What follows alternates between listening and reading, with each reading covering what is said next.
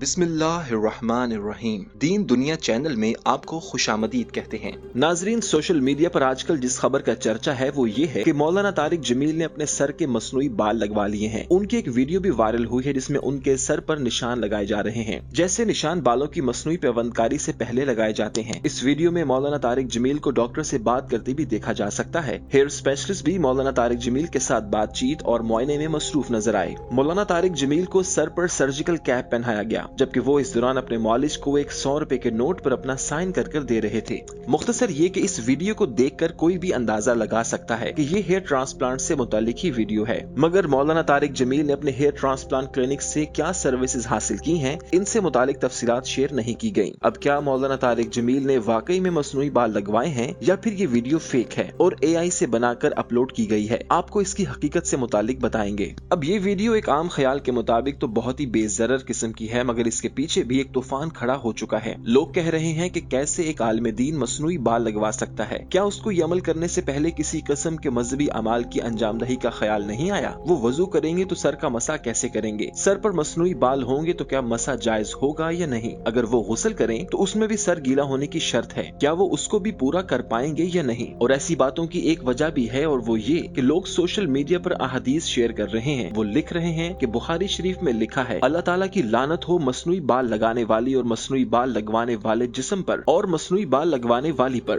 جسم گود کر نیل بھرنے والی اور بھروانے والی پر۔ سوشل میڈیا صارفین کا کہنا ہے کہ جب اتنی سخت ہدایات آئی ہیں تو پھر ایک عالم ہونے کے ناطے مولانا طارق جمیل کو یہ کیوں نہیں پتا تھا؟ مگر دوسری جانب ایسے علماء بھی سامنے آ گئے جن کے مطابق بالوں کو لگوانا چند شرائط کے ساتھ بالکل صحیح ہے۔ اسی حوالے سے ہم آج آپ کے سامنے دو مذہبی اسکالرز کا حوالہ رکھیں گے، ایک تو ڈاکٹر ذاکر نائک اور دوسرے مفتی طارق مسعود ہیں۔ دونوں کیا ہیئر ٹرانسپلانٹ کی سپورٹ کرتے ہیں یا پھر وہ اس کو گناہ سمجھتے ہیں؟ اس سے متعلق دونوں کے بیانات آپ کو سناتے ہیں۔ ناظرین، ڈاکٹر ذاکر نائک نے ہیئر ٹرانسپلانٹ سے متعلق بتایا کہ اکثر ایسا ہوتا ہے کہ کسی شخص کے بال جسم کے کسی خاص حصے میں نہیں جا رہے ہوتے، اور عام طور پر یہ مسئلہ سر کے ساتھ ہوتا ہے۔ اس پر گنجے پن کا اثر ہوتا اور اکثر یہاں دھبے بھی پڑ جاتے ہیں، جس سے سر بہت برا محسوس ہوتا ہے۔ علماء کرام کے بیانات کو سنیں اور کتابیں پڑھیں تو ہمیں پتا چلتا ہے کہ ہم اللہ تعالیٰ کی تخلیق کو نہیں بدل سکتے۔ مثال کے طور پر اگر کسی عورت کے سر میں بال ہیں اور وہ لیزر ٹریٹمنٹ کروا کر بال ہی اکھڑوا دے تو یہ اللہ تعالیٰ کی تخلیق کو بگاڑنے میں شمار ہوگا، مگر ہیئر ٹرانسپلانٹ کی علماء کرام اجازت دیتے ہیں، کیونکہ اس میں اللہ تعالیٰ کی تخلیق میں کوئی تبدیلی نہیں کی جا رہی، بلکہ اس سے بالوں کی تخلیق بحال ہو رہی ہے جو پہلے رک گئی تھی۔ The scholars, what they say,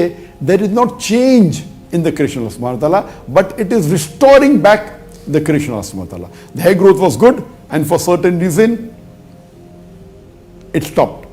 So it is either a restoring of the creation of Allah or treating a disease. Doctor Zakir Naik کا کہنا تھا کہ علماء کرام نے ہیئر ٹرانسپلانٹ کی کچھ شرائط رکھی ہیں۔ علماء کے نزدیک بالوں کی اپنی یا کسی دوسرے انسان کے بالوں سے پیوندکاری کرنا ناجائز اور گناہ ہے۔ اسی طرح انسانی بالوں کی وگ لگانا ناجائز اور حرام ہے، چاہے وہ وگ کسی دوسرے انسان کے بالوں سے بنائی جائے یا اسی انسان کے اپنے بال کاٹ کر وگ بنائی جائے۔ اسی طرح خنزیر کے بالوں کی وگ بھی نہیں لگا سکتے، کیونکہ یہ جانور نجس ہے۔ خنزیر کے علاوہ دیگر جانوروں کے بال یا اون وغیرہ سے بنے ہوئے مصنوعی بالوں کی وگ لگانے میں حرج نہیں۔ عورتوں کے سر کے بال زینت ہیں اور محرم کے سامنے اظہار زینت ایک فطری تقاضا ہے، اور اسلام محرم افراد کے سامنے اس کی اجازت بھی دیتا ہے۔ آج کی میڈیکل سائنس یہ ثابت کر چکی ہے کہ گنجا پن ایک بیماری ہے اور بیماری کا علاج جائز ہے۔ اگر مرض پر قابو نہیں پائیں گے تو مرض پھیلتا جائے گا۔ گنجے پن کی بیماری سے جسم پر کوئی منفی اثرات تو نہیں پڑتے، مگر اس سے کچھ لوگ پورا اعتماد محسوس نہیں کرتے اور یہ چیز ان کی شخصیت پر برا اثر ڈالتی ہے۔ اگر کوئی ہیئر ٹرانسپلانٹ کروانا چاہتا ہے تو کروا سکتا ہے، مگر شرعی اصولوں کے مطابق کروائے تو بہت ہی بہتر ہے۔ And he said,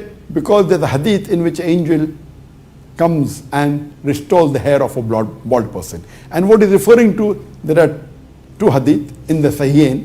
It's there in Sahih Bukhari, volume number 4, hadith number 3464, and in Sahih Muslim, volume number 7, hadith number 7431.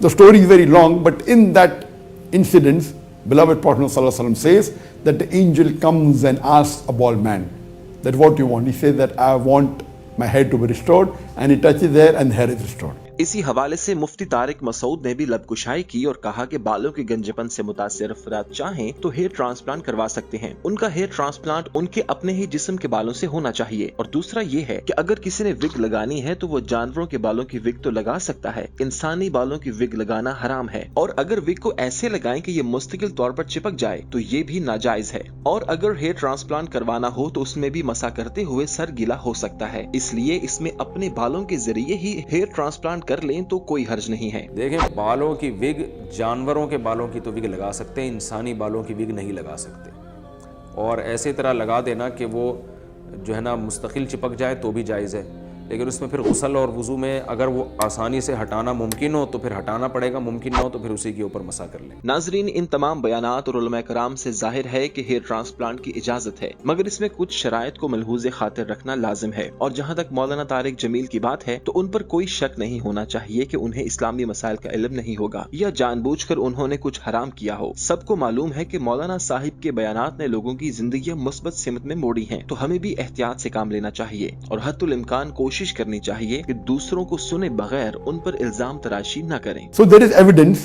So based on this, hair transplantation is permitted and it is allowed. And if a person wants to do, there are various different methodologies. He can adopt any of the methodologies.